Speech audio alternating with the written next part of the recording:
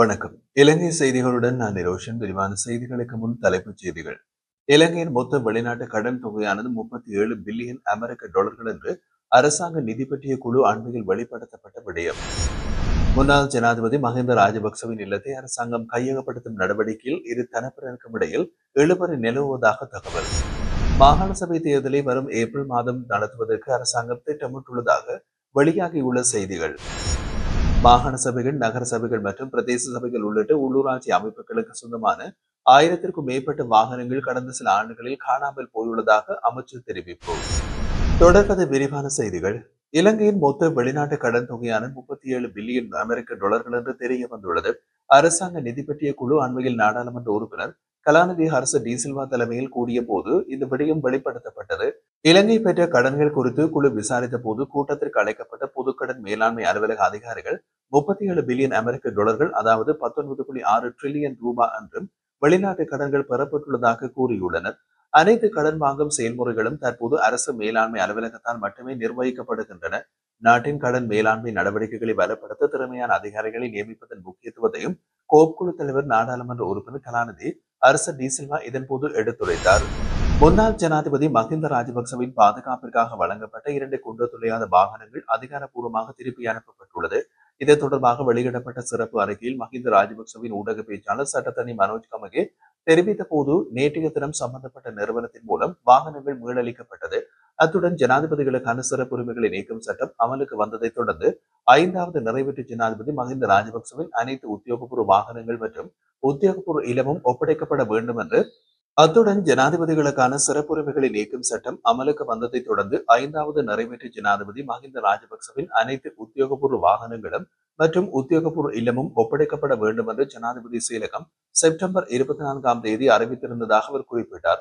மேலும் முன்னாள் ஜனாதிபதியின் பாதுகாப்பு அதிகாரிகள் பயன்படுத்தியிருந்த பயணிகள் வாகனமும் திருப்பி அனுப்பப்பட்டுள்ளதாகவும் மனோஜ் கம்பிகே தெரிவித்தார். இந்த நிலைமை மஹிந்த ராஜபக்சவின் உயிர் பாதுகாப்புக்கு ஆபத்தை ஏற்படுத்துவதாகவும் அவர் எச்சரித்துள்ளார். இதேவேளை கொழும்பில் உள்ள முன்னாள் ஜனாதிபதி மஹிந்த ராஜபக்சவின் இல்லத்தை அரசாங்கம் கையகப்படுத்த நடவடிக்கையில் இரு தரப்பினருக்கும் இடையில் இழுபறி நிலைமை நிலவுவதாக தகவல்கள் தெரிவிக்கின்றன. இதன் காரணமாக அந்த இல்லத்தை அரசாங்கம் இன்னமும் அதிகாரப்பூர்வமாக கையகப்படுத்தவில்லை என்று கூறப்படுகிறது. ஜனாதிபதி செயலகம் பலமுறை மஹிந்த ராஜபக்சவிடம் அவரது பொருட்களை இல்லத்திலிருந்து அகற்றுமாறு கோரிக்கை விடுத்துள்ளதாகவும், பொருட்களின் பட்டியல் சரிபார்க்கப்பட்ட பிறகு அரசாங்கம் அவற்றை அகற்றும் நடவடிக்கை எடுக்கும் என்றும் மஹிந்த ராஜபக்ச தெரிவித்துள்ளார். அதே நேரத்தில் அரசாங்கத்திற்கு சொந்தமான பொருட்கள் தமது தரப்பால் எடுத்துச் செல்லப்பட்டதாக குற்றச்சாட்டு எழாது இருக்க மஹிந்த ராஜபக்ச இப்படியான நடவடிக்கை எடுத்திருப்பதாகவும் தெரிவிக்கப்படுகின்றது. எனினும் முன்னாள் ஜனாதிபதி முதலில் தமது தனிப்பட்ட உடைமைகளை அகற்ற வேண்டும் என அரசாங்கம் வலியுறுத்தியுள்ளது. விஜயராம மாவட்டத்தில் அமைந்துள்ள அந்த இல்லத்தில் முன்னாள் ஜனாதிபதி, பிரதமர் அலுவலகம் மற்றும் பொது நிர்வாக அமைச்சின் சொத்துக்கள் உள்ளன என்பது குறிப்பிடத்தக்கது. முன்னாள் ஜனாதிபதி மைத்திரிபால சிறிசேன தனது உத்தியோகபூர்வ இல்லத்திலிருந்து வெளியேற அரசாங்கத்திடம் கால அவகாசம் கோரியுள்ளதாக தகவல்கள் தெரிவிக்கின்றன. அதன்படி தற்போது அவர் வசித்து வரும் கொழும்பு கெபட்டிபுல மாவட்டத்தில் அமைந்துள்ள உத்தியோகபூர்வ இல்லத்தை நவம்பர் மாதம் 1ஆம் தேதிக்குள் காலி செய்ய அனுமதி வழங்குமாறு மைத்திரிபால சிறிசேன அரசாங்கத்திடம் கூறியுள்ளார். இதற்கிடையில் அவர் பயன்படுத்தி வந்த அனைத்து உத்தியோகபூர்வ வாகனங்களும் ஏற்கனவே அரசாங்கத்திடம் ஒப்படைக்கப்பட்டுள்ளது என்றும் செய்திகள் வெளியாகியுள்ளது. மேலும் உத்தியோகபூர்வ இல்லத்திலிருந்து வெளியேறிய பின்னர் மைத்திரிபால சிறிசேன பத்ரமுல்லவில் அமைந்துள்ள தனியார் வீடொன்றில் குடியேற உள்ளதாகவும் தெரிவிக்கப்படுகின்றது. இதேவேளை முன்னாள் ஜனாதிபதிகளுக்கான வரப்பிரசாதங்களை நீக்கும் சட்டம் நாடாளுமன்றத்தில் நிறைவேற்றப்பட்டதை தொடர்ந்து முன்னாள் ஜனாதிபதி மஹிந்த ராஜபக்ச விஜயராம மாவட்டத்தில் தனது உத்தியோகபூர்வ இல்லத்திலிருந்து வெளியேறி தங்காலில் உள்ள காஞ்சன் இல்லத்திற்கு மாற்றம் பெற்றார். ஆனால் அவரது உத்தியோகபூர்வ இல்லம் இதுவரை அரசாங்கத்திடம் அதிகாரப்பூர்வமாக கையளிக்கப்படவில்லை என்றும் அரசாங்க வட்டாரங்கள் தெரிவிக்கின்றன. முன்னாள் ஜனாதிபதி சந்திரிகா பண்டாநாயக்க குமாரதுங்க அடுத்த 2 முதல் 3 வாரங்களுக்குள் தனது உத்தியோகபூர்வ குடியிருப்பினை விட்டு வெளியேறவுள்ளதாக தகவல்கள் வெளியாகியுள்ளது. அதன்படி தற்போது அவர் வசித்து வரும் கொழும்பு அரசாங்க பங்களாவிலிருந்து வெளியேறி ஒரு வாடகை வீட்டுக்கு குடியேற திட்டமிட்டுள்ளார் என்றும் கூறப்படுகின்றது.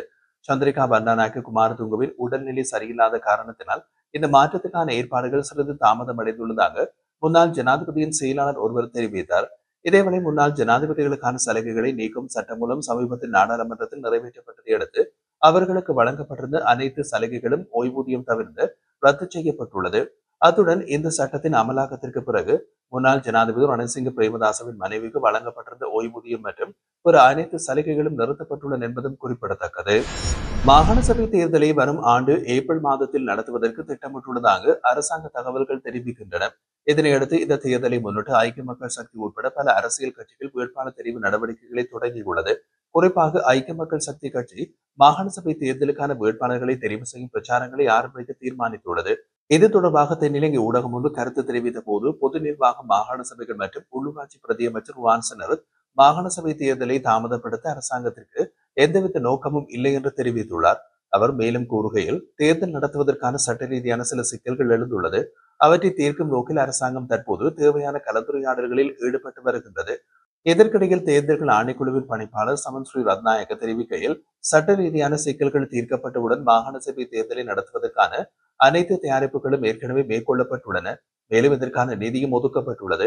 எவ்வாறாயினும் மாகாண சபை தேர்தலை உடனடியாக நடத்துமாறு அரசியல் கட்சிகளும் குடிமக்கள் அமைப்புகளும் அரசாங்கத்தை தொடர்ந்து வலியுறுத்தி வருகின்றன. சீனா, அமெரிக்கா, ஜப்பான் மற்றும் ஐக்கிய அரபு எமிரேட்ஸ் உள்ளிட்ட 20 வெளிநாட்டு நிறுவனங்கள் சபுகஸ்கந்த எண்ணெய் சுத்திகரிப்பு நிலையத்தை விரிவுபடுத்தும் திட்டத்தில் இணைந்து செயல்பட ஆர்வம் வெளிப்படுத்தியுள்ளன. சபுகஸ்கந்த எண்ணெய் சுத்திகரிப்பு நிலையத்தின் விரிவாக்கத்திற்கான திட்டங்களுக்கு ஏலதாரர்களை அழைக்கும் அறிவிப்பு இலங்கை பெட்ரோலிய கூட்டுத்தாபனத்தின் முன்பே வெளியிடப்பட்டிருந்தது. அதன்படி குறித்த திட்டத்திற்கான ஏலங்களை ஏற்றுக்கொள்வது கடந்த வெள்ளிக்கிழமையுடன் நிறைவடைந்த நிலையில் மேலே குறிப்பிட்டுள்ள நிறுவனங்கள் தங்கள் ஆர்வத்தை தெரிவித்ததாக தென்னிலங்கை ஊடகங்கள் செய்தி வெளியிட்டுள்ளன. சபுகஸ்கந்த சுத்திகரிப்பு நிலையத்தின் விரிவாக்க திட்டம் முதலில் 2019ஆம் ஆண்டில் முன்மொழிக்கப்பட்டதாகும். ஆனால் உள்நாட்டு போர் நிலை, கொரோனா நோய் தொற்று மற்றும் பல்வேறு காரணங்களால் இந்த திட்டம் பலமுறை தாமதமடைந்தது என்றும் தெரிவிக்கப்பட்டுள்ளது. இதேவேளை கடந்த செப்டம்பர் மாதத்தில் மட்டும் 10,221 மோட்டார் வாகனங்கள் பதிவு செய்யப்பட்டதாக மோட்டார் போக்குவரத்து திணைக்களம் அறிவித்துள்ளது. இது இந்த ஆண்டில் ஒரு மாதத்தில் பதிவான அதிகபட்ச வாகன எண்ணிக்கையாகும். இது குறித்து திணைக்கள ஆணையாளர் நாயகம் கமல் அமரசிங்க தெரிவிக்கையில், செப்டம்பர் மாதத்தில் மட்டும் 32,845 மோட்டார் சைக்கிள்கள் புதிதாக பதிவு செய்யப்பட்டுள்ளது. இந்த ஆண்டு ஜனவரி முதல் செப்டம்பர் 30 வரை மொத்தம் 37,115 மோட்டார் வாகனங்களும் 1,60,580 மோட்டார் சைக்கிள்களும் பதிவு செய்யப்பட்டுள்ளது என்று அவர் மேலும் குறிப்பிட்டார். மாகாண சபைகள், நகர சபைகள் மற்றும் பிரதேச சபைகள் உள்ளிட்ட உள்ளூராட்சி அமைப்புகளுக்கு சொந்தமான 1000க்கும் மேற்பட்ட வாகனங்கள் கடந்த சில ஆண்டுகளில் காணாமல் போயுள்ளதாக பொது நிர்வாகம், மாகாண சபைகள் மற்றும் உள்ளூராட்சி அமைச்சின் வட்டாரங்கள் தெரிவிக்கின்றன. இந்த வாகனங்கள் பலவற்றின் பதிவுகள் மற்றும் விவரங்கள் காணாமல் போயுள்ளதுடன் அவற்றில் சில வாகனங்கள் பகுதிகளாக பிரிக்கப்பட்டு விற்கப்பட்டிருக்கலாம் என்று வலுவாக சந்தேகம் நிலவுகிறது என்றும் தெரிவிக்கப்படுகிறது.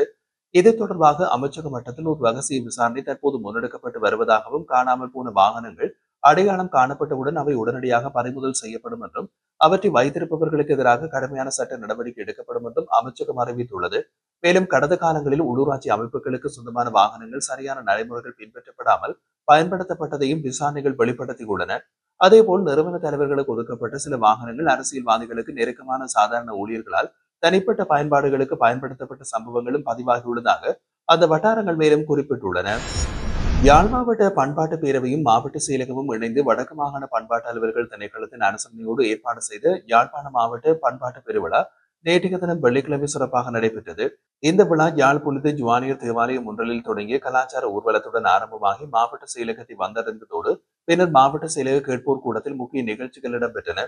சண்முகலிங்கம் அரங்கில் நடைபெற்றிருந்த இந்த ஆண்டுக்கான பண்பாட்டு பெருவிழாவில் யாழ்ப்பாண மாவட்டத்தின் 15 பிரதேச செயலகங்களை சேர்ந்த கலைஞர்கள் மற்றும் மாணவர்கள் தங்களது பிரதேசங்களுக்குரிய பல்வகை கலை நிகழ்ச்சிகளை அரங்கேற்றினர். அதனைத் தொடர்ந்து யாழ்ப்பாணம் 4 என்ற நூலின் வெளியீட்டு விழாவும் இடம்பெற்றது. நிகழ்வின் போது 15 சிறந்த கலைஞர்களுக்கு யாழ் முத்து விருதும், மேலும் 15 இளம் கலைஞர்களுக்கு இளம் கலைஞர் விருதும் வழங்கி கௌரவிக்கப்பட்டது. இந்த விழாவில் பிரதம விருந்தினராக யாழ் மாவட்ட ஓய்வு நிலை மாவட்ட செயலாளர் எமெல்டா சுகுமார் மற்றும் அவரது கணவர் சுகுமார் ஆகியோர் கலந்து கொண்டிருந்தனர்.